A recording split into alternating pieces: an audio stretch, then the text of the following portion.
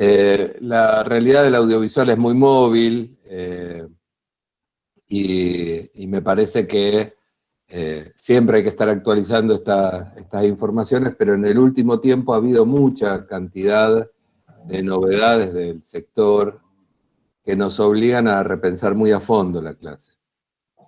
Yo quería, después de lo que vimos, quería ir un poco para atrás en el tiempo, hablando de Amazon Prime y de Netflix. Nosotros tenemos la idea de ahora ha aparecido más en nuestro radar Amazon como una ventana alternativa. Próximamente vamos a ver en Buenos Aires también más distribuido HBO Go. Telefónica tiene, bueno, ahora es Movistar en todo sentido, tiene una plataforma Play. Pero no es lo mismo, no son lo mismo cada uno de estos jugadores. Me gustaría que lo diferenciemos.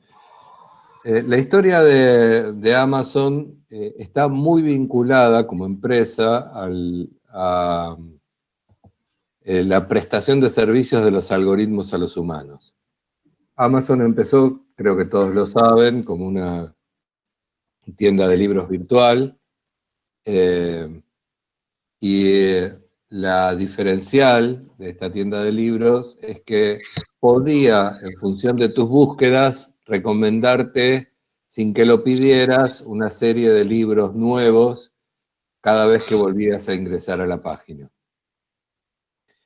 En eso Amazon ha sido pionero, y no es casual que su dueño, Jeff Bezos, sea hoy el hombre más rico del mundo, porque utilizó una serie de políticas que aplicó en Amazon a otros rubros de la economía y no le fue nada mal. El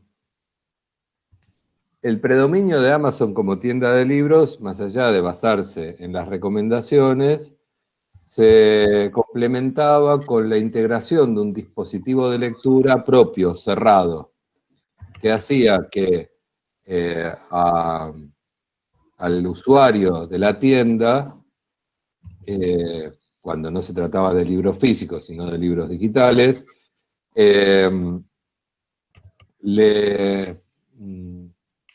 le tocara consumir el libro en un formato que es propietario de Amazon. Esto viene de otras historias dentro de la industria norteamericana del software y el hardware. Avid, por ejemplo, llegó a elaborar la teoría y presentarla en sede judicial de que todos los archivos en video que estuvieran codificados en Avid les pertenecían a Avid y no a sus generadores de autores, y que tenían que pagar regalías por el uso del código. Teoría que no funcionó, pero que por mucho tiempo en los 90 y principios del 2000 intentó solidificar el dominio de Avid en el mercado audiovisual. Hoy casi les diría, es una reliquia, pero Amazon tomó el criterio de cerrar el código de tráfico del contenido, no cobrando por él, pero haciendo imposible de compartirlo fuera de su plataforma. Cuando Apple presenta sus primeros dispositivos me salen Palm, las tablets, sus primeras tablets, que las presenta casi simultáneamente con la innovación del iPhone, iPad, gracias Joaquín. Amazon sale a pelear ese mercado con otra estrategia que lo marcó definitivamente. Ofreció a sus usuarios una versión muy económica de un dispositivo que daba los mismos resultados para que la gente no migrara a la lectura de libros, al menos, en otras plataformas. El hecho de que otro dispositivo en formato tableta, parecido al e-reader, pero en este caso más semejante a una computadora, no le robara mercado. Y por lo tanto ofreció Kindle Fire, otra reliquia que les recomendaría averiguar, a un precio de dumping. ¿Qué quiere decir dumping? Por debajo del precio de fabricación. De manera tal de que muy rápidamente el dispositivo se convirtió en el dispositivo más vendido de los Estados Unidos, y él estaba regalando de manera simultánea al que compraba nuevos usos que de alguna manera hacían que los demás ya no quisieran pasarse a la tecnología que presentaba Apple. Por muy bajo costo tenías los servicios muy similares a los del iPad, y mantenías en ese caso el consumo de las bibliotecas que ellos tenían. Esta forma de generar negocio, o sea, cerrarle el mercado al resto de distintas maneras y no ganar con tal de ganar mercado, fue lo que designó la vida estratégica de Amazon como empresa. Con el correr del tiempo, Amazon empezó a diversificarse y, a diferencia de muchas .com, pasó a ser una empresa con activos reales. Amazon se convirtió en una tienda online de lo que sea, y empezó a convertirse en una tienda con muy fuerte logística. No, iba a decir de logística, pero no. Tenía stocks propios y logística, lo que permitía en los mercados en donde estaba, en Argentina no lo tenemos, ofertar durante una etapa muy importante la entrega de productos en muy poco tiempo. A partir de ahí, ya con un desarrollo muy importante, Amazon empieza a mirar el sector audiovisual. Su primera inversión seria en el sector audiovisual fue una cajita, así como Google Chrome, como el Chromecast, que tenía el mismo criterio a la hora de entregar hardware para convertir pantallas en dispositivos multimediales, o sea, viejas pantallas en dispositivos multimediales, con una diferencia. A esa altura, Google TV o Apple TV, que pretendían generar reproductores propios para las pantallas de televisión, te entregaban un hardware que era exclusivo de sus propios canales. Amazon hizo dumping en el hardware que entregaba un hardware de muy alta potencia que permitía inclusive jugar videojuegos. Amazon Fire Stick, dice Ana Chiara exactamente, es la segunda versión del stick, primero era una cajita,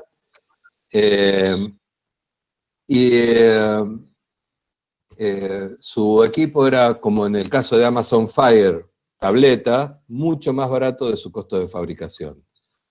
Y a diferencia de las otras plataformas, dejaba entrar en ese hardware a sus propios competidores. No era propietario de Amazon. Ahí inventa su primera ventana de Amazon Prime. Algo que se parecía y se parece a Netflix, con una diferencia. Netflix es una compañía que parte de algoritmos también, pero que viene no sé si lo saben, viene de la industria del videoclub. El dueño de Netflix, Haskins, cuando vino a Argentina, se muestra como un empresario de la industria audiovisual, pero él declaraba por mucho tiempo que no creía en el formato OTT como servicio. Él creía que era un complemento para la entrega directa al hogar de sus videos. De hecho, él copió el modelo de Amazon aplicándolo al videoclub, y lo que ofrecía en cuanto a recomendaciones era qué nuevo DVD te podías llevar en alquiler. Ese era su modelo de negocio. El capital inicial de Netflix, viniendo de esa industria, fue mucho menor. Por lo tanto, cuando aplicaron su primer programa, ya siendo una empresa más importante de producción propia, no igualó nunca al primer programa de producción propia de Prime. Porque Amazon tiene como estrategia de vuelta no ganar, reinvertir. Entonces, las ganancias que generaba en el negocio comercial que ya tenía en las tiendas fue volcado, porque para ellos estratégicamente era importante, a la producción de contenidos audiovisuales para intentar imponerse en el sector audiovisual. Hay una anécdota que refleja muy claramente la diferencia entre los dos grandes jugadores norteamericanos en las OTT. Netflix tuvo que enfrentar un juicio con Comcast, que sería el FiberTel de los Estados Unidos. Es la empresa, la cablera norteamericana que más servicio de Internet vende. Que le quiso cobrar por el hecho de usar mucho ancho de banda y obligarlos a invertir en infraestructura, le quiso cobrar el paso a las películas de Netflix, porque decían que Netflix hacía negocio sobre su red. Netflix no ponía infraestructura de red y que ellos estaban decididos a cobrar un alquiler, un paso. Bueno, se las voy a hacer corta, es un juicio que no terminó nunca, Netflix terminó arreglando, Comcast es parte del paquete accionario de Netflix, o sea, se quedaron con parte de la compañía, pero cuando fueron con el mismo discurso a Amazon, la respuesta de Amazon fue: no importa, no se hagan problema, nosotros vamos a instalar una red nacional de servicios de Internet si ustedes quieren cobrarnos a nosotros. Obviamente a ellos no les cobraron. Este es el tipo de juego que se plantea en este nivel. Jugadores que se sienten globales y que pretenden hacerse cargo de la industria, no solo en su país, sino en todos los lugares donde pueden instalarse. Pensando en esto, pensaba en el modelo de Uber. No sé cuán familiarizados están con Uber, pero ustedes conocen este tema de la uberización del trabajo, o sea, ¿no? Empresarios que usan el capital ajeno y el trabajo ajeno para imponerse en un sector.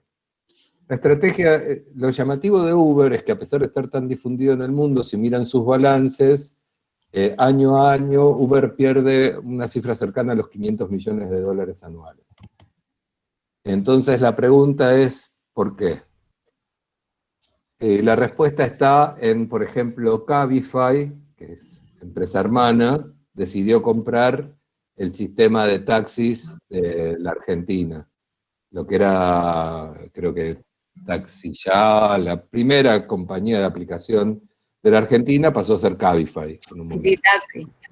¿Cómo es? Easy Taxi, gracias. Porque lo que pretenden es que cambie el sistema de transporte público, quebrar al sistema de transporte público de las ciudades, y una vez que nos quedamos con el sistema de transporte público, nos quedamos con la posibilidad de ganar más dinero, de volver a fijar tarifas. Y una pregunta para hacerse es, de estos jugadores que tenemos en el sector global, digo, Netflix, Hulu,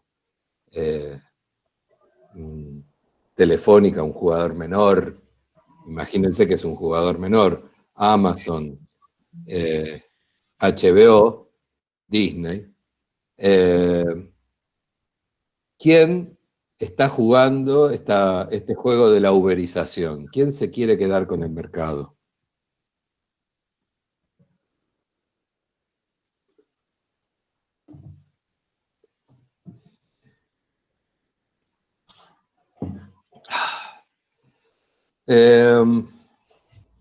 Podemos hipotetizar un cacho sobre esto.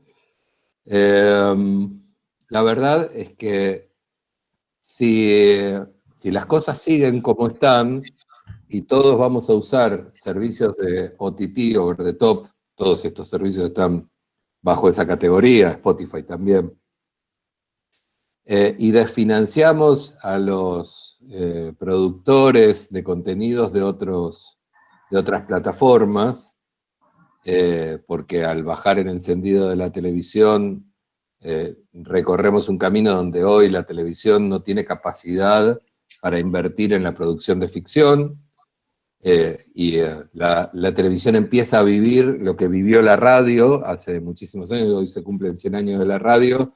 La radio fue, mientras no existía la televisión, el productor de la noticia, el espectáculo, el entretenimiento, la ficción. Cuando la televisión copa ese mercado, a la radio, ¿qué le queda? Unos señores sentados a una mesa hablando de la realidad, el vivo. Bien, ¿qué le queda a la televisión tradicional? ¿O qué le va quedando a la televisión tradicional? El vivo, porque no tiene capacidad para poder producir contenidos financiados por la publicidad comparables con las OTT. Ahora, las OTT nos ofrecen el catálogo que nos ofrece la producción de contenidos de la televisión abierta, no solo argentina, sino de todo el mundo. La respuesta es no. No suman la cantidad de horas producidas netas, porque con catálogos pequeños, pero suficientemente amoldados a nuestros sistemas de consumo, basados en algoritmos, nosotros tenemos la impresión de que tenemos una variedad de producción que no es tal. O sea, entramos a un videoclub que tiene 100 ofertas, 200 ofertas, 300 ofertas, que mutan, cambian, sacan unas, ponen otras, y que en muchos casos lo que se llama producción original no lo es tal, sino que se paga un adelanto de derecho a cambio de poner el sello de la compañía como producción original. Ahora, el día que estas empresas quiebren a los productores de contenido tradicionales, es como la uberización del sistema. ¿Quién se va a hacer cargo de producir realmente la cantidad de contenido que necesitamos? Digo, cuando la televisión, a ver, dice Lore, el tema de las OTT en el país no tiene el problema de los que... No, de que no hay cuota de pantalla nacional. Exacto, entre otros tantos problemas. No sé si querés tomar vos esto. No, seguí. Okay. Bueno, pero no solo que no tienen suficiente cuota de pantalla nacional, porque no están bajo la legislación local. Es algo que, como digo, unamos conceptos que venimos viendo. Estábamos en 2009 discutiendo algo en la Ley de Servicios de Comunicación Audiovisual muy lejos de lo que el mercado establecía como situación a legislar. O sea, las situaciones a legislar estaban muy adelantadas en el tiempo, la realidad económica estaba muy adelantada en el tiempo sobre lo que se estaba legislando efectivamente. O sea, estábamos generando una nueva ley de servicios de comunicación audiovisual, radio y televisión y servicios de televisión de pago, cuando ya estaba encaminado hacia la muerte el sistema, digamos. Estaba al menos empezando a hacer una curva de declive. Perdón, y aún así se establecieron en esa misma ley condiciones pensando en una cuota de pantalla entre el cine y la televisión y demás, y tampoco se pudo, o sea, no se cumple, no está vigente, pero no se cumple, no se pudo hacer cumplir, porque hay otra realidad paralela, digamos. Si bien la ley vino a atender una necesidad vieja, aún así no se pudo poner a tiro con lo posible. Total. Y eso es, o sea, es muy realista, porque cuando, por ejemplo, la ley obligaba una cantidad de horas de producción propia en los canales del interior del país o en los canales destinados a los servicios de pago, desconocía la realidad de las posibilidades de producción de esas señales, tanto las destinadas al pago como la de las provincias, y obviamente se incumplían. Es que de hecho, yo lo comenté muy por arribita los otros días cuando vimos Ley de Cine, cuando mostré artículos de la Ley de Servicios de Comunicación que se relacionan con el fomento cinematográfico. Esto asociado a cuando vimos el costo del segundo publicitario en los canales del interior del país, es impensable que con lo que vale un segundo de publicidad, un canal del interior pueda tener fondos para aportar como coproductor a una película nacional. O sea, es irrisoria solo pensarlo, o sea, sí, no hay modo. Porque decíamos, en un momento nos juntamos, el Inca hizo como el nexo entre las productoras, las pymes, las medias, y ATA. Pensando acá es la Asociación de Teleradiodifusores Argentinos, o sea, los dueños de los canales de televisión abierta de todo el país. Claro, pensando que si se juntaban los canales más chicos, si entre todos se juntaban, pero ni aún así, o sea, no era viable. Pusimos a disposición listados de posibles películas, pensando en coproducir, no en ser exhibidores, ¿no? Porque esto, emitirlo es siempre una posibilidad. El tema era cómo hacer un intercambio económico, digamos. Una preventa, es imposible. Si los canales del interior tienen otro esquema, o sea, es otro mundo el económico de un canal de televisión del interior. Bien, y nos vamos a poner a legislar ahora la unificación, y ojalá lo hagamos, la unificación de los servicios de radio y televisión con los servicios de comunicación. Ya de facto hoy hay un solo organismo de control para ambos. Vamos a unificar con mucha suerte en estos 4 años ese marco legal cuando nos aquejan problemas como lo que acabamos de decir, los productores de contenido sobre plataformas extranjeras ya no se radican en la Argentina. Y entonces ya estamos hablando no de empresas extranjeras, estamos hablando de individuos que generan contenido en el marco de un país, pero que pueden efectivamente estar instalados económicamente en cualquier lugar del planeta. Sí. Entonces estamos muy lejos del problema de verdad, porque el problema de verdad ahora empieza a ser ese. Así como decíamos que el problema de verdad es quién va a ser el autor, porque los lenguajes naturales nos van a reemplazar, el problema de verdad hoy son los personajes como el Coscu. Digo, no porque él sea un problema, sino que es porque lo que nos tenemos que plantear. Quiero seguir un poquito adelante con la historia que iba haciendo y de paso vamos mechando. Permítanme un segundito. Bien, Amazon compra Twitch. Ustedes saben que, aparte de Amazon Prime, el equipo de Amazon detecta que Twitch, recién nacido, Twitch lo compran en $900 millones, una ganga, dinero contante y sonante. Llegó a tener un pico de consumo de una cuarta parte de todo el ancho de banda de los Estados Unidos en una noche. Eso hizo que llamara la atención muchísimo y se dieron cuenta que ahí había algo que era importante que no se les escapara y lo compraron.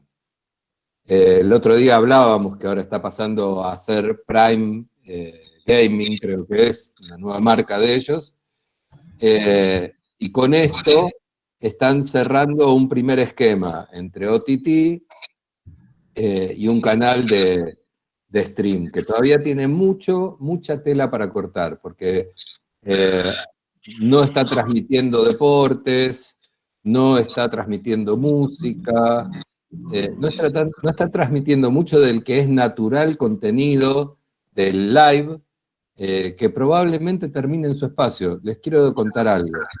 Uno de los interesantes negocios para tener en cuenta, que han experimentado algunos y no ha funcionado, es transmitir remates en vivo.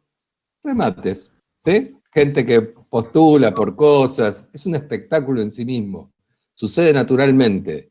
Producirlos en Twitch sería facilísimo. Y todavía no está. Les regalo la idea, si alguien lo quiere hacer, no tengo problema. Mañana hay un remate de Angus. A la Claro. hora, pero en Twitch. no. No, claro. Bueno. Pero me parece que les voy a empezar a vender el servicio. Bueno, vos que tenés contacto, bueno, con vos vamos y vamos, no me jodas. El resto de los chicos no puedo hacer nada, pero... Bien. Digo, ahí tenemos una plataforma que está en desarrollo, que cualquiera de nosotros puede aprovechar para producir contenido, más allá del marco legal. De nuevo, así como hoy estamos discutiendo qué hacemos con el impuesto a Netflix o a Amazon, a las OTT, ¿qué va a pasar con lo recaudado en términos de negociación en el espacio de YouTube, que nadie cuenta, o de Twitch? ¿Qué va a pasar? Bien, digo, dejemos esto por un momento en el marco de preguntas, comentarios, mientras tanto.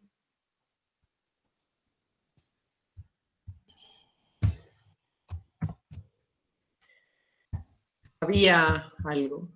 A ver. Azul dice, bueno, pero ofrecen un servicio en Argentina. ¿No hay posibilidad de imponer un mínimo de producciones nacionales a Netflix, por ejemplo? Sí, ellos dicen que lo regula el mercado, que a la gente le gusta el contenido local, entonces que no van a dejar de hacerlo, que confían en que la Argentina es un gran productor de contenidos en español y que por lo tanto con el background de nuestros artistas. Pero bueno, vos, Ceci, me comentabas que ahora a Ortega se lo llevaron, por ejemplo. Sí. Noticia fresca. O sea, esto ha sido la historia de nuestro país. Si en la Argentina investigábamos en el CONICET superconductores, los científicos que habían patentado el superconductor terminaban trabajando en una empresa norteamericana con un excelente sueldo. De la misma manera que nuestros contenidistas estrellas van a ser absorbidos porque en la industria tienen valor per se. Y es más fácil comprarse Ortega, más allá de que se compraron la compañía primero, ¿no? Claro, eso te iba a decir. En realidad primero compraron Underground. Pero lo relocalizaron. Esto es lo que quiero decir. Estamos en un país donde es fácil llevarte a la inteligencia que te genera valor a otro lugar porque tenés el capital para comprar. Y sí, además porque, digo, si algo ha demostrado Ortega con Underground es que son excelentes desarrolladores. Perfectos. Entonces se lo llevaron como desarrollador. O sea, Sí. Eso es una estrategia norteamericana que se quiere parecer mucho al actor que voy a empezar a relatar ahora. Porque digo, hasta acá pareciera que la vida audiovisual se termina ahí y viene tranquila. La industria norteamericana tiene una continuidad que pasa de las majors a las majors incluyendo la TV, de ahí podemos pasar a, no sé, las compañías de distribución, empezamos con las OTT y todo queda en casa, todo queda en el gran país del norte. Pero el mundo hoy tiene una extraña situación de equilibrio. Aparece China con un modelo de desarrollo diferente. China planifica, a ver, voy a hacerles un comentario como para que nos entendamos desde Occidente. Para los chinos, los últimos 200 años han sido los años de la humillación, porque ellos no se piensan en 200 años, que es la vida de todo nuestro país. se piensan en 5.000 años. Y tienen estrategias que las de corto plazo son de 30 o 40 años, porque en esa dimensión del tiempo, los tiempos estratégicos son muy diferentes. En los años 80 del siglo pasado, con el fin de la muerte de Mao y el inicio de la apertura china, China establece un plan estratégico de varias etapas que se está vislumbrando para Occidente recién ahora. Le ofrecen dentro de un sistema de corte socialista mano de obra muy barata a Occidente para convertirse en la factoría del planeta. Con la intención de desarrollarse, de traer capital extranjero para lograr desarrollarse y superar esa etapa 20 o 30 años después con, primero, el aprendizaje, el conocimiento, estudiar, aprender de Occidente, y luego de aprender de Occidente, empezar a competir en los mercados en los que no estaba habituado a competir la marca china. De hecho, hace 10 años tienen un extenso programa de Made in China que ha logrado dar vuelta a la calidad de los productos chinos, que eran despreciados por los diseñados por China, ¿no? Totalmente chinos, eran despreciados como productos de segundo o tercer orden, y hoy compiten en diseño con los países nórdicos europeos. China establece, a diferencia de la dominación occidental, del colonialismo al que estamos acostumbrados en Occidente, que es la dominación política del área en cuestión, la extracción, el modelo extractivista, los recursos naturales y financiar el desarrollo del país colonialista con la diferencia hecha en los países colonizados. China no establece esa relación con el mundo porque no la hizo así históricamente. Cuando fue imperio, tampoco era así. Establece su conexión con el mundo a partir del intercambio comercial. Su dominancia está basada en ser el dueño por un negocio que a ambos nos va a interesar mucho. La actual situación de la pandemia puso en crisis un sistema que ustedes podrían también leer e investigar, porque no va a ser parte de esta materia, que se llama la crisis de las cadenas de valor. La crisis de las cadenas de valor es producto de que China fue finalmente la factoría del mundo, e inclusive migró la producción más barata y rudimentaria a los países periféricos de China. Ante la crisis de la pandemia se puso en evidencia la dependencia que el mundo entero tenía de China. Los respiradores, los fármacos, la ropa para aislar a los médicos, todo esto era provisto por China, y entonces se establecían guerras entre aquellos que necesitaban imperiosamente acceder a los productos que tenían un solo proveedor. Hoy Occidente está pensando en desenganchar su cadena de producción del proceso chino, pero esto es algo que no va a ser muy fácil de realizar. Mucho más allá, porque China se ha desarrollado en estos años y ha generado un mercado interno muy importante al que, para acceder, le impone condiciones a las empresas occidentales. O sea, las empresas que aprovecharon las ventajas competitivas que China les ofrecía de la mano de obra barata, ahora cuando quieren entrar con sus marcas a China, se encuentran con un Estado centralizado que planifica el desarrollo y le impone condiciones al extranjero, porque pretende desarrollar la fuerza de las empresas chinas. ¿Se entendió este esquema estratégico? Esto se refleja en el sector en donde nosotros estamos, en el sector audiovisual, y en el sector de las, llamémosle, todo aquello, videojuegos y aplicaciones que están vinculadas al tema del audiovisual, es claramente notable. Por ejemplo, el caso de Facebook, que es muy interesante en muchos sentidos y del que no hemos hablado hasta acá, tanto Facebook como Google no están permitidos, no tienen acceso dentro del gobierno chino, ninguno de sus servicios. O sea, no hay WhatsApp, no hay YouTube, pero ¿qué hay? Hay todo lo mismo de empresas chinas cuyo accionista es en gran medida el propio Estado chino, y que los dividendos que generan esas compañías son reinvertidos por el Estado chino en el crecimiento de China.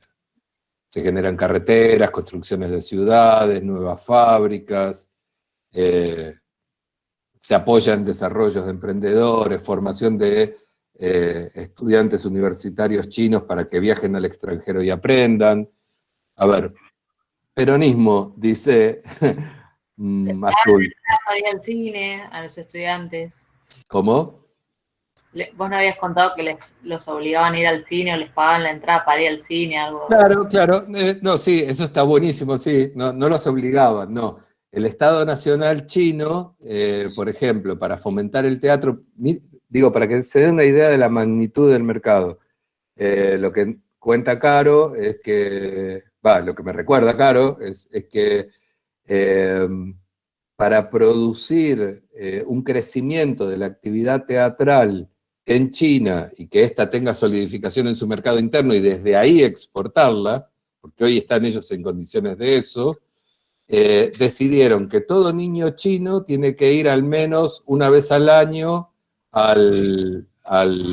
una o dos veces al año, ya no me acuerdo la cifra exacta, al teatro. Y eso lo paga el Estado chino.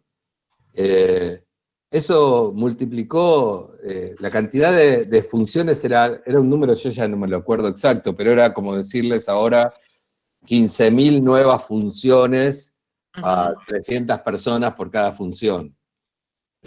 O sea, ponen una obra en China, ustedes logran colocar una obra de teatro de ustedes en China y cobrar 10 centavos de dólar por cada espectador que entra en la sala y son ricos.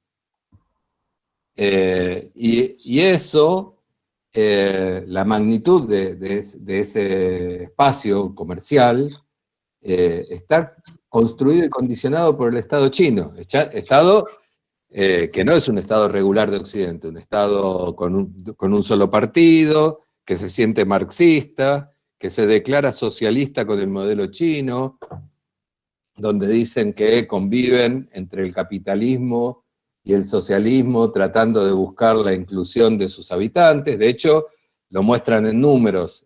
El mayor crecimiento del 2008 hasta acá, después de la crisis de las hipotecas, mientras Occidente se hundía en la crisis de las hipotecas que fumó una gran cantidad de dinero de Occidente,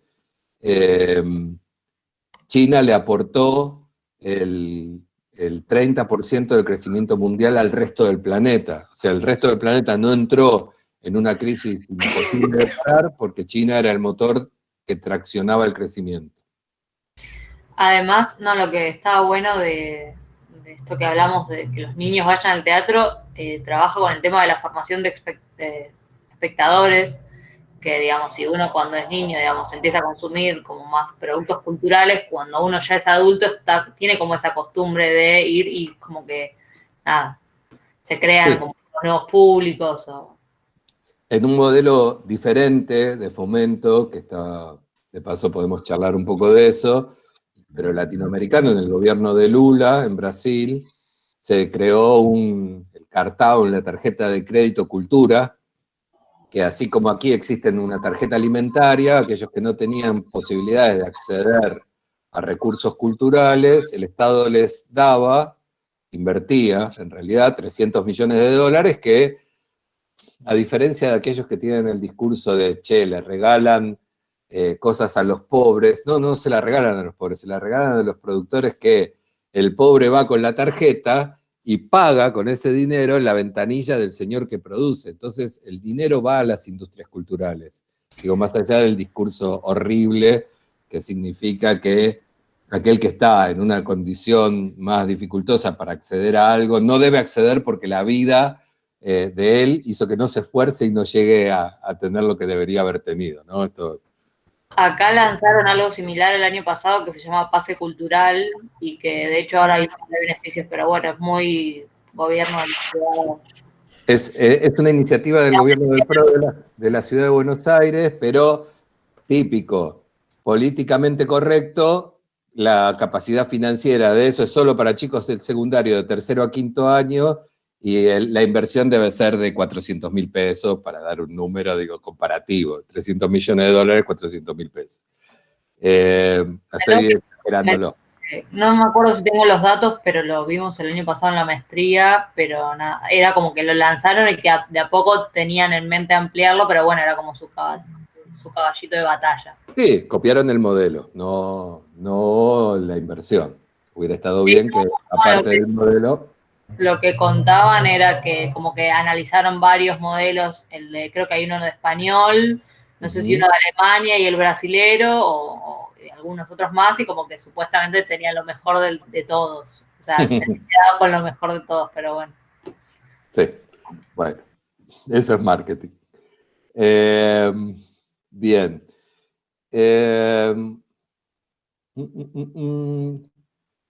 Cuando aparece China en el mercado y le pone la barrera a los grandes grupos de comunicación de origen norteamericano, la justificación sobre el control del contenido, esto les va a parecer raro, pero lo digo con conocimiento de causa, para la sociedad china, es más, para el chino, el habitante de la sociedad china, que es colectivista, es todo lo contrario digamos, del modelo occidental. Y no viene solo del comunismo o del socialismo, sino que viene del confucianismo. Es un tema mucho más largo en el tiempo que lo que nosotros nos podemos imaginar en este aspecto.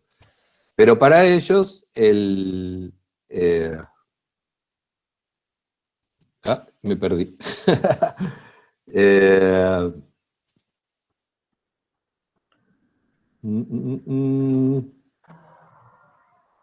Confusionismo, te dicen. Sí, Confucianismo. No, confucianismo ya lo sé. Lo que pasa es que iba a ser eso es lo que lo perdió. Sí. Eso fue lo que me perdió, tal cual.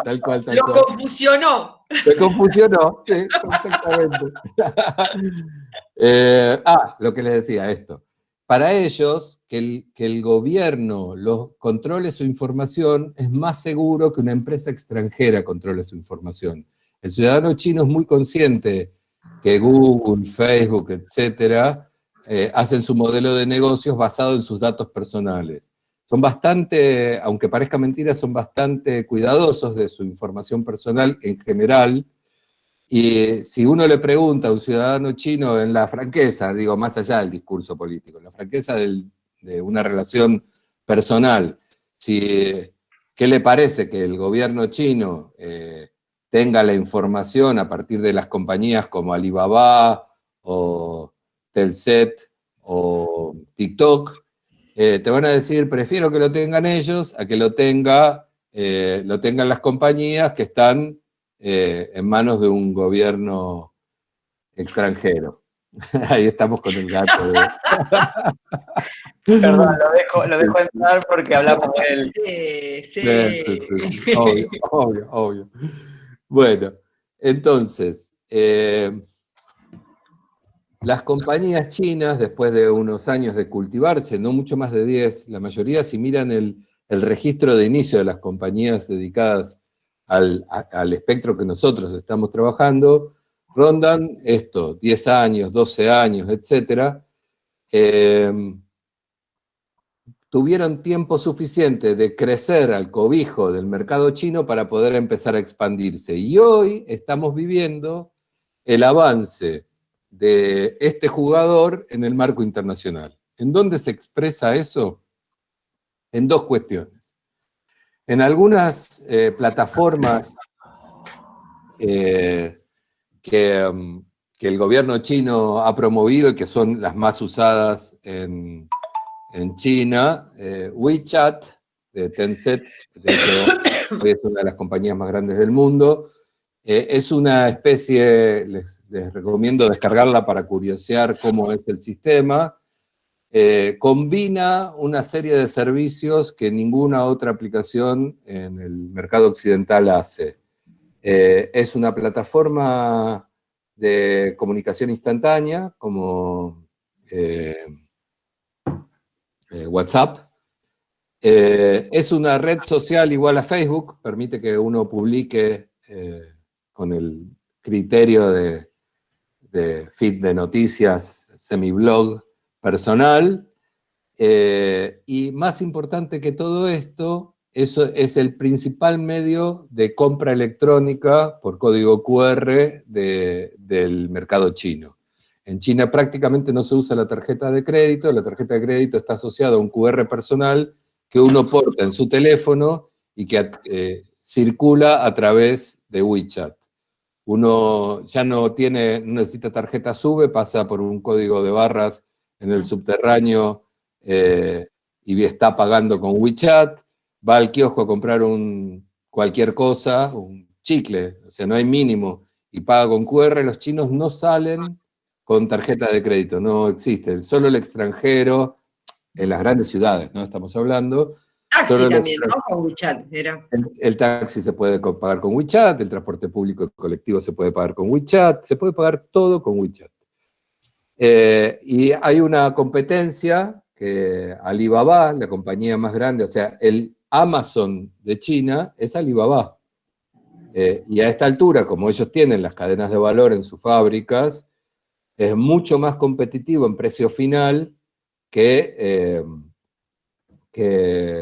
Amazon, porque Amazon termina comprando un producto producido en China. Entonces hay un costo de logística hasta el punto de entrega de Amazon que China podría evitar tener. Eso es lo que fortalece a Alibaba y la convierte en la compañía competidora del gran monstruo de comercializador norteamericano. Tienen Youku, que es el YouTube de ellos, y tienen no me acuerdo cómo se llama ahora, el Google de ellos, que presta exactamente el mismo servicio. Baidu.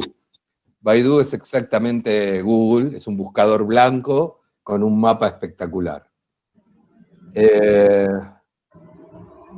Ahora, el fenómeno de TikTok es el primero que salta de Oriente a Occidente.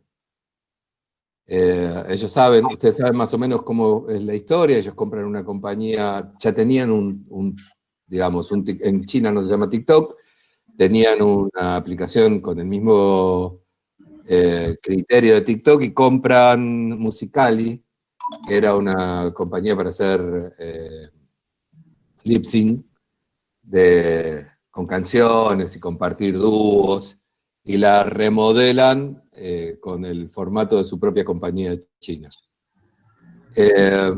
¿Alguien sabe qué es lo que está pasando con TikTok hoy?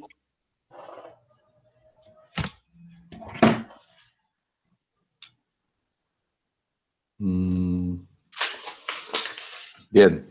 Los Estados Unidos, eso. Todo el lío con Trump. El lío de Trump. Trump no lo quiere, dice. Exacto. ¿Qué dice el gobierno norteamericano? Dice la compra forzada por parte de Microsoft, si llega a suceder. El gobierno norteamericano dice lo que ellos hacen en todo el mundo, es muy loco. Dice que los usuarios de TikTok le están dando sus datos a TikTok y que TikTok es una compañía del malo chino. Entonces, ¿qué hará el malo chino con lo que TikTok recauda en información de todos nosotros? Ahora, sus compañías de bandera, Facebook, Google, YouTube y todas las que estamos hablando, WhatsApp, hacen lo mismo. Usan nuestros datos y son el malo norteamericano. De ellos mismos no entran en cuestión, pero se están dando cuenta que no son los únicos del mundo Y eso les lleva a una guerra comercial frontal. En 2018, Estados Unidos declara, y esto tenemos que saberlo todos porque estamos en ese prolegómeno, le declara una guerra comercial a China. ¿Qué quiere decir? Dice que las ventajas que China tiene por país en vías de desarrollo en la Organización Mundial del Comercio no deberían seguir adelante y le pone impuesto extra a los productos chinos que van a los Estados Unidos. Esa es la primera acción real contra China. Eso le hace perder a China cifras del estilo de por cada paquete algo cercano a los 250.000 millones de dólares en un caso, 120.000 extras en otro. Hubo 3 paquetes de esas características. China tomó represalias, hizo lo mismo en el mercado chino por valores menores, porque no tiene tanta influencia su comercio en el sector en China. O sea, las exportaciones norteamericanas no son tan importantes en China, pero tras eso empezó, como no quebró al gobierno chino, empezó una persecución directa en el mundo. ¿Cuál es el segundo ítem, en realidad que es antes de TikTok, que el gobierno norteamericano expresa que se trata de un enorme sistema de espionaje horrible para dominar el mundo por parte de los chinos? Tanto es así que tiene una presa política en este momento de gran peso internacional. Huawei y el 5G. Ese es el título que sigue. La compañía Huawei tiene, por primera vez en la historia, hace 2 años, China patenta más productos de alta tecnología, más patentes en general, pero todas de alta tecnología, que los Estados Unidos. No quiere decir que China superó a los Estados Unidos, porque China es un mercado enorme y tiene muchos miles de millones de habitantes, y sería lógico que tenga más patentes si tuviera igual nivel de desarrollo. Pero no tiene igual nivel de desarrollo y ya tiene más cantidad de patentes. Y las patentes del 5G, que es la que va a permitir el desarrollo del Internet de las cosas y que el GPT-3 del que hablamos no solo nos hable, sino que nos diga cosas como, che, te pedí naranjas en el súper porque faltaban, te dirá la heladera, y no sé, ¿preferís ir por un camino arbolado al trabajo o preferís que esto, ¿no? Internet de las cosas es la revolución que se viene, y solo es posible basada en tecnología de 5G. El líder mundial de tecnología de 5G es Huawei, una compañía increíble. ¿Saben qué es? Una cooperativa china. No es una empresa de un señor. Tiene un presidente, que es el fundador, un ingeniero militar, por eso afiliado al PC, porque fue un militar de alto rango, que se fue del ejército, especializado en telecomunicaciones, y fundó una cooperativa. Obviamente consiguió el apoyo del gobierno chino, y empezó haciendo marcas de segunda, y sus teléfonos pasaron a ser tan competitivos como los teléfonos de alta gama del resto de Occidente. Se asustaron cuando Huawei superó a Samsung, la segunda marca, o sea, la primera de Android coreana, y mucho más se asustaron cuando vieron que los dispositivos de 5G empezaban a instalarse en el mundo y eran de ellos. Entonces, diciendo que se roban, nunca probando nada, diciendo que se roban la información de todos los usuarios, les cuento algo, en Estados Unidos el mercado, la penetración en el mercado de Huawei es del 0,5% del mercado. O sea, Huawei no tiene prácticamente penetración física en los Estados Unidos. Sin embargo, bajo el precepto de proteger a los ciudadanos norteamericanos, cuando pisó Canadá, la hija del presidente de Huawei, que es la directora financiera de Huawei, la pusieron presa sin causa y estamos hoy todavía en un conflicto donde Estados Unidos quiere su deportación para enjuiciarla por el robo masivo de información de norteamericanos. Digo, no son palabras menores, esto está pasando. esto es el presente en el que estamos viviendo.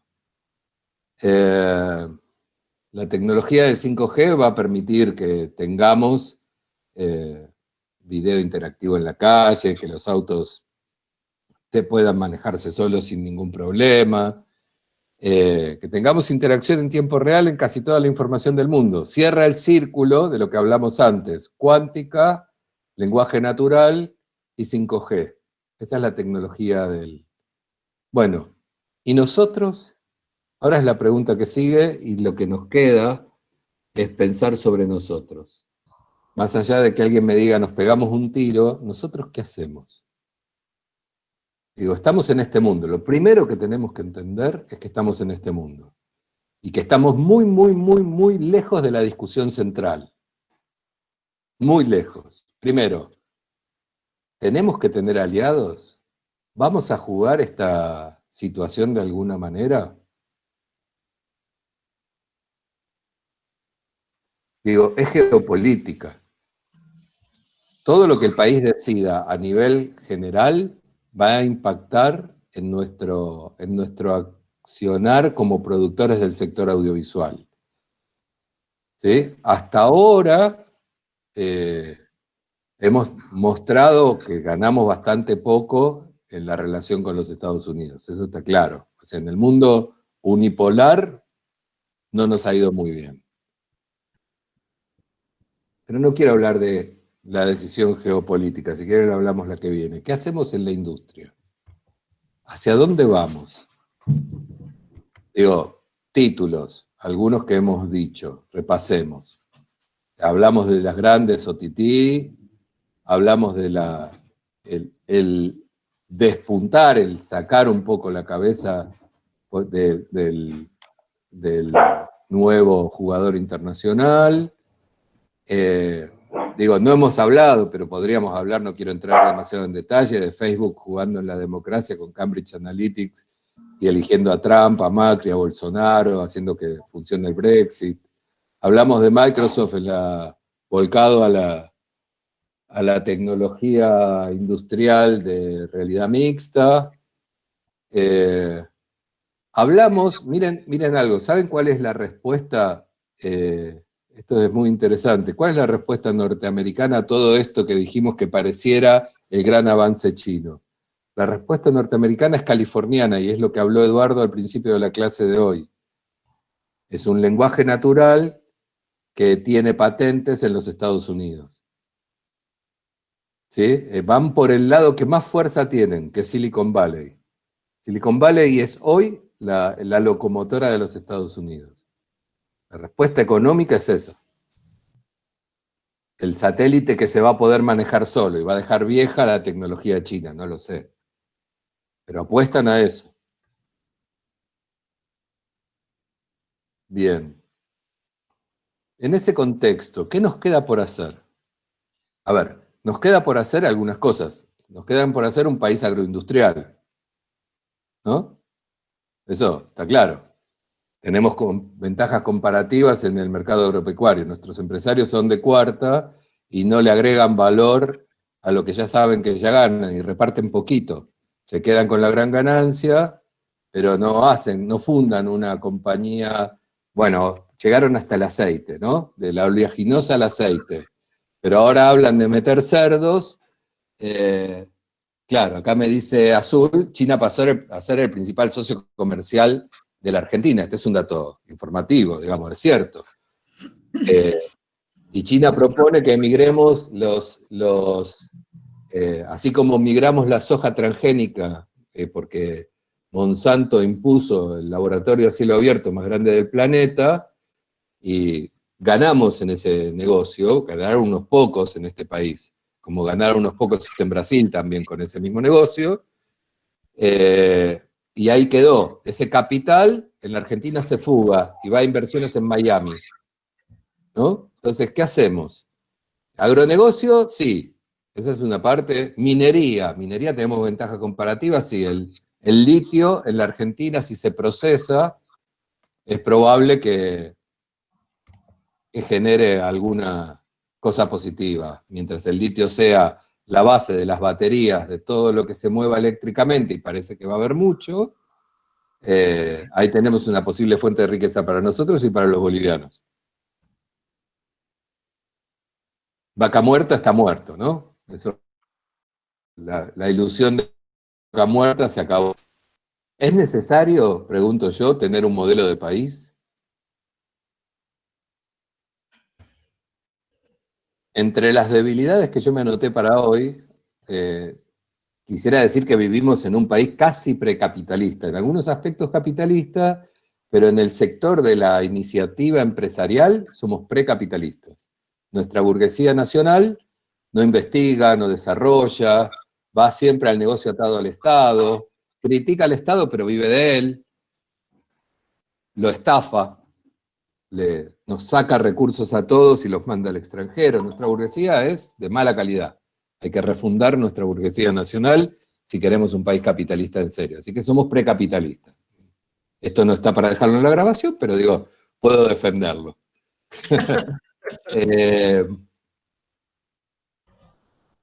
No me arrepiento de lo dicho. Ahora, tenemos una dirigencia que no tiene acuerdos objetivos casi en ningún sector. ¿Sí?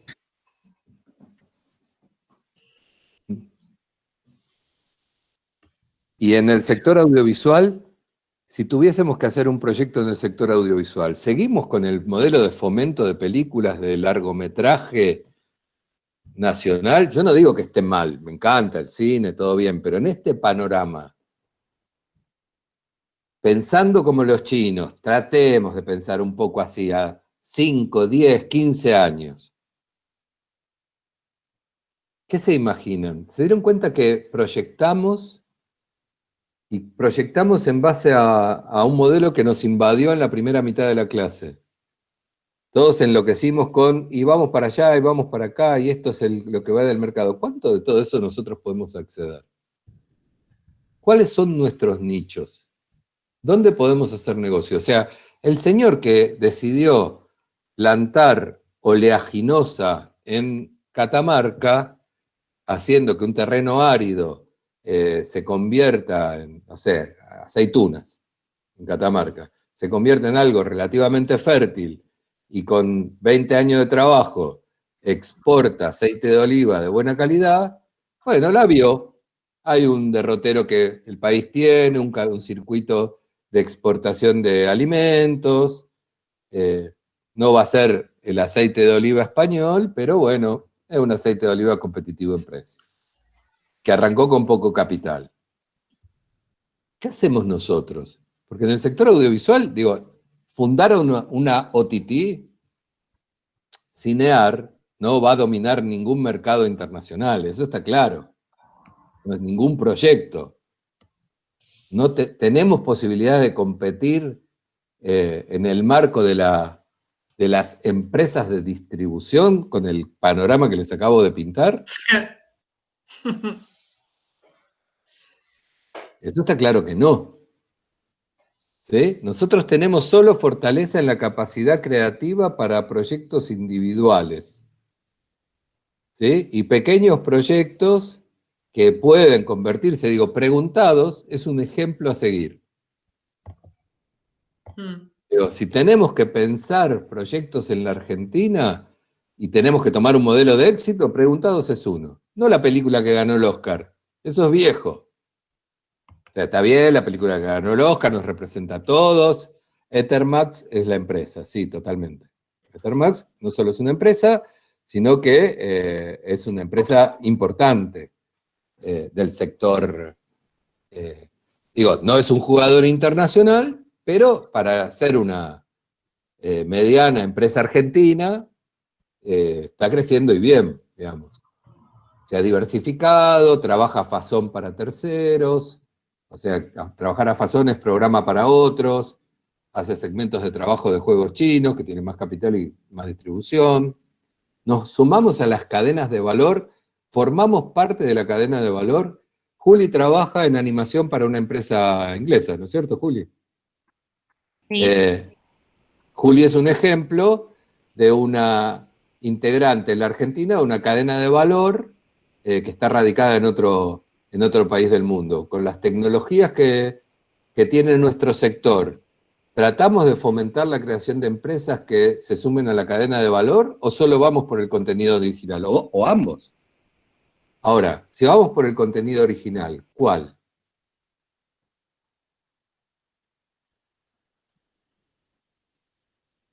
Hay mucho trabajo, dice Joaquín Neira, en la cadena de servicios en la Argentina. Por ejemplo, programación. Exactamente.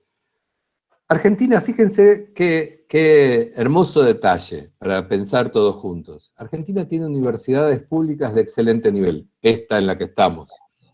Y formación de recursos humanos de altísimo nivel. Tenemos 5 premios Nobel. Revisen el resto de América Latina y ninguno tiene 5 premios Nobel.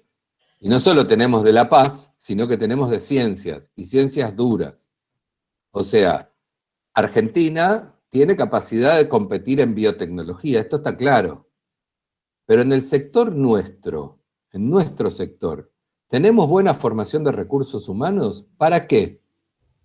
Está claro que en el sector de la ingeniería informática, y ahora en un tiempo más en datos, Exactas acaba de abrir una carrera sobre ciencia de datos, en datos vamos a estar muy bien, en informática estamos muy bien. Y por eso hay mucho trabajo en las cadenas de servicios, como acá dice Joaquín, se hace también mucho fazón, aparte, imagínense, por lo menos mientras estamos devaluados, somos baratos. Esa es otra de las cosas que hay que tener en cuenta. Tenemos un proyecto de país donde no vamos a viajar al extranjero y con una diferencia en moneda, nuestra inteligencia la vendemos barata, y nos arriesgamos a que nos roben por poca plata nuestra inteligencia y no podamos fundar nuestras empresas, porque también está ese riesgo. Los mejores se lo llevan por 2,50 mangos. Argentina supo tener la industria editorial del habla hispana más importante del planeta. Argentina tuvo por años las editoriales más importantes que editaron en español. Argentina tuvo los estudios cinematográficos más importantes del habla hispana hasta el boicot al peronismo.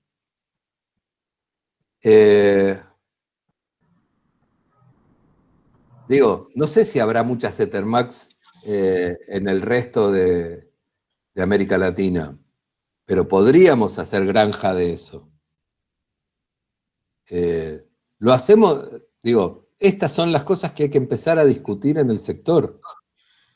No podemos apostar a todo, esto está claro, y no podemos no tener política. También eso está claro. Todo esto que estamos hablando, chicos, yo les pido que lo encadenen con lo primero que vimos en el cuatrimestre. Sin política del sector, sin una clara comprensión de la economía del sector, sin una clara comprensión de lo que pasa en la región y en el mundo, difícilmente establezcamos proyectos, y si no establecemos proyectos, nuestra actividad personal se verá afectada. Nuestra actividad como trabajadores del sector se va a ver afectada. Nuestra actividad como empresarios del sector se va a ver afectada. Necesitamos políticas que entiendan y comprendan estos factores de los que estamos hablando. Al GPT-3 no vamos a llegar. Perfecto, no vamos a ser los dueños del lenguaje. ¿Qué podemos hacer con la API que están empezando a brindar? ¿Vale la pena que juguemos ese juego o mejor hacemos lata de aceite?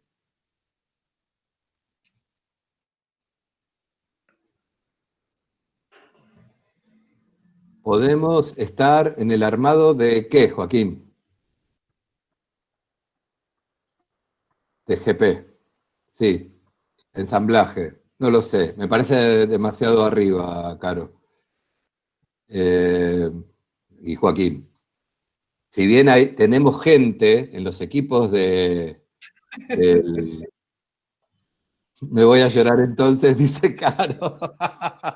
No, chicos, no se trata de llorar, se trata de tener actitud. Fíjense, lo que dijimos antes, proyectar. De eso se trata. Si esta materia enseña a proyectar, lo que tenemos en este caso es que proyectar un futuro. O sea, la realidad se construye. Si nosotros no establecemos, no en esta materia, sino que no propiciamos una proyección de futuro para el resto de la industria audiovisual, estamos en peligro nosotros, no es cuestión de llorar. Hay muchos países que empezaron de cero y hoy están en algún lugar. China hace 40 años era un territorio pelado lleno de muertos de hambre, no lo estoy diciendo en joda. De verdad era así. Hace 40 años. Yo estuve en Shanghái. El distrito, si ustedes ven la foto del distrito financiero, es mucho más impresionante que Nueva York. Mucho más impresionante. Hace 20 años había vacas. Posta.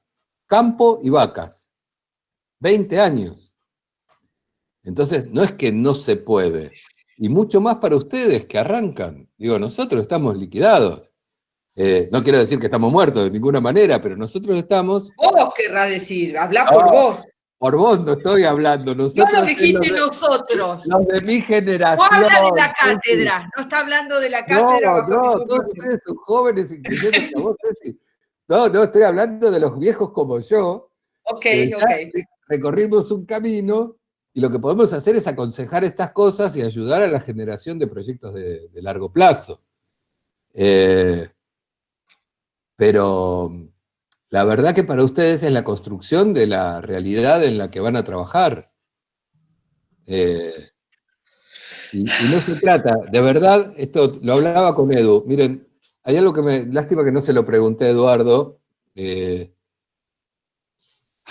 A ver, perdón, Nicolás dice, mientras que en la universidad te inculcan innovar y pensar, que eso está perfecto, lo irónico es que cuando empezás a trabajar en la empresa te inculcan que copiar modelos de otras extranjeras, no en todas, en algunas, y todo a corto plazo, nunca a largo plazo, como los chinos. Sí, lógico, la Argentina es un país cortoplacista. A ver, lo hemos hablado con mi grupo de televisión, porque la Argentina tiene tanta inestabilidad económica que se maximizan las ganancias, y así no funciona. Maximizar las ganancias se llama puja distributiva. Tenemos una acelerada puja distributiva entre los que distintos actores de la economía, los empresarios, los trabajadores, etcétera, pelean por el mango porque el mango se deprecia. Estamos todo el tiempo tironeando y no tenemos acuerdos. Por eso digo, no tenemos acuerdos como país. Al no tener acuerdos como sector, no tenemos acuerdos como país. Hay sectores en la Argentina que han tenido, miren, la industria cinematográfica es un muy buen ejemplo, ya está vetusto, pero es un muy buen ejemplo de lo que es sostener una política de largo plazo. Empezó en el gobierno de Perón, lo continuó la Libertadora, pasó Ilia, pasó Onganía, pasaron los militares, el peronismo en plena situación del 73, volvió Alfonsín. Vos pongan las formas que quieran, hasta el menemismo, que fue crisis total, se hicieron un año 7 películas, pero nunca se abandonó la política de fomento cinematográfica, no se cerró, no se acabó. Y mal que mal, siempre tironeó hacia adelante, y Argentina, como yo les explicaba a mis compañeros chinos, per cápita tiene tantas o más películas que ellos. Ellos tienen una industria recontrapujante, pero nosotros per cápita producimos más. Y no es poca cosa. Eso fue resultado de una política de Estado que lleva 70 años. 70 años.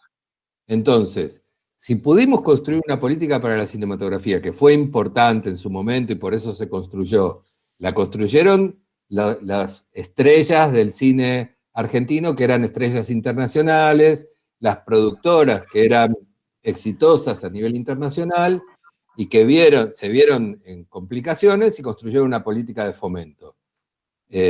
¿No estamos en condiciones de rever esa situación para nosotros? ¿Para este presente? Yo creo que sí, tenemos mucha inteligencia a favor. Y esto es lo principal. Este es un país lleno de gente brillante, que lamentablemente trabaja sola, ¿sí? Que cuida su quintita, se dice en el gremio o en la política, cuida su microsector, ni siquiera el sector, las 4 paredes que lo rodean, el escritorio de su computadora, los 2 amigos, y no hay política. Yo cuento una anécdota muy chiquita. Fui invitado una vez a un seminario en La Pampa por el 65 aniversario del canal, no lo voy a llamar público, pues es el canal del Estado Pampeano.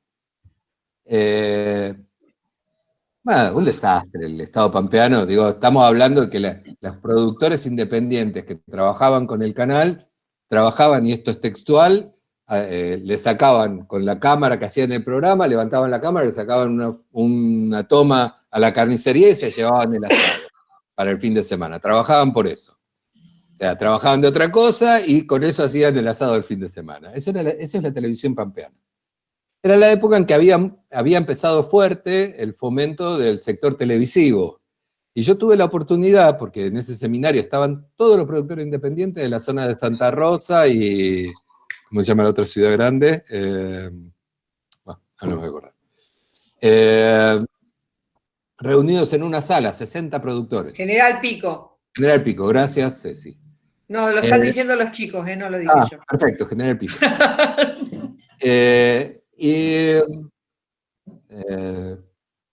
Al segundo día, después de que vi los proyectos y los discutimos y nada, hicimos bastante trabajo de taller, les pregunté cuántos se habían presentado al fomento, que digo, ya venía fuerte, la televisión digital había generado un montón de dinero en la calle respecto de esto, aparte estaba por regiones, con lo cual el interior se veía favorecido. Bueno, entre todos los productores la respuesta fue 0. Perdón, yo fui en el 2014, también a La Pampa, desde el INCA, en realidad fui a todas las regiones a dar capacitaciones para enseñar a armar carpetas y demás, para que se presentaran a los concursos federales y bla. Y en todas las regiones había representantes. 2014, en ese concurso en particular en el que viajé a La Pampa, 0. 0. Bueno, yo voy a haber ido en... Y antes. Y antes, sí, en 2013. Muy poquito ahí, muy poquito, porque no estaba, el fomento es más o menos desde... 2010 empezó. 2010, bueno, sí, habría ido 2012, 2013.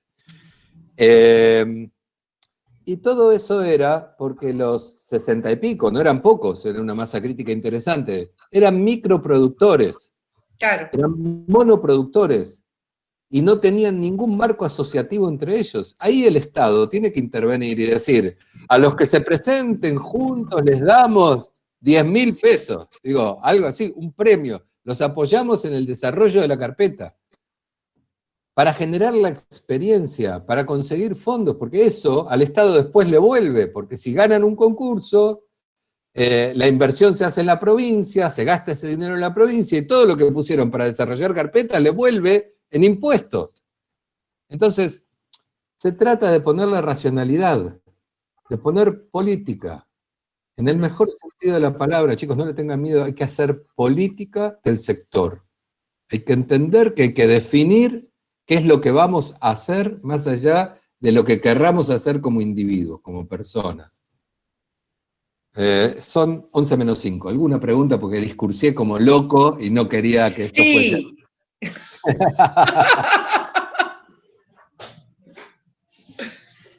Reflexiones, opiniones, llantos.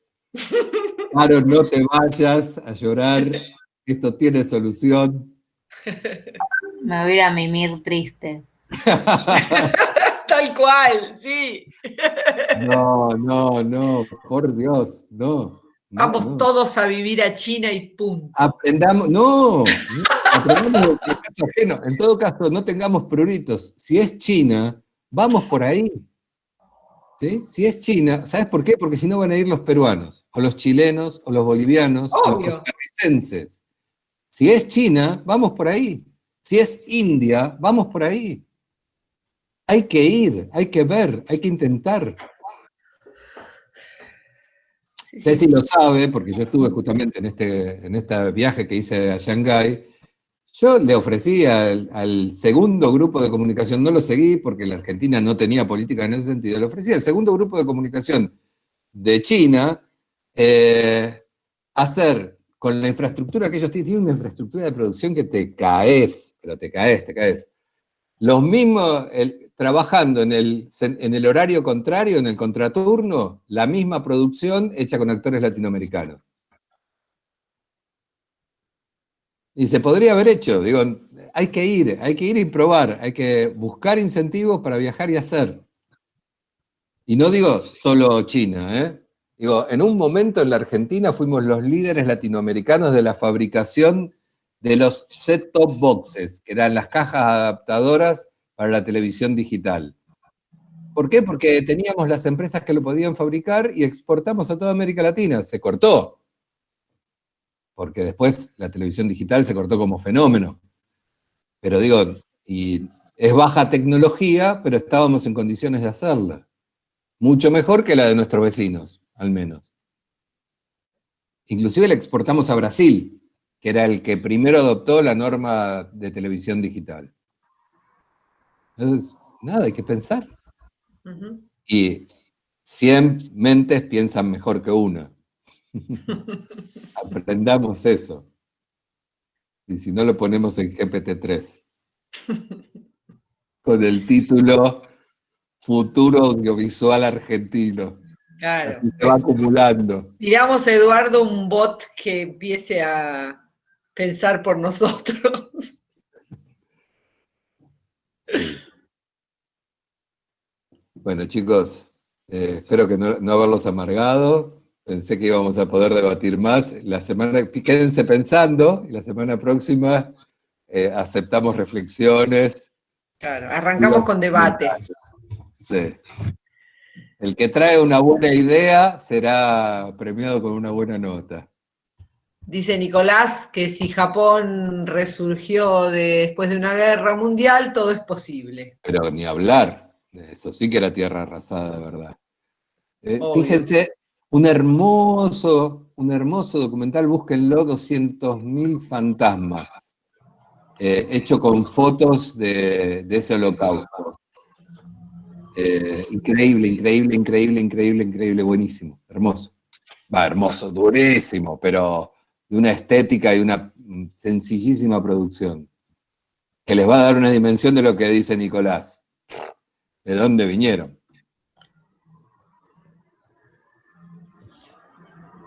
Y quiero decirles algo más para alentarlos también. Vivimos en un enorme desierto fértil, no un desierto que no es fértil. O sea, tenemos condiciones para ser Noruega si quisiéramos. Somos 40 millones de tipos arriba de la octava superficie del mundo, que donde tirás una semilla sale algo. Yo no entiendo, es un problema de distribución, no de pobreza. ¿Se entiende?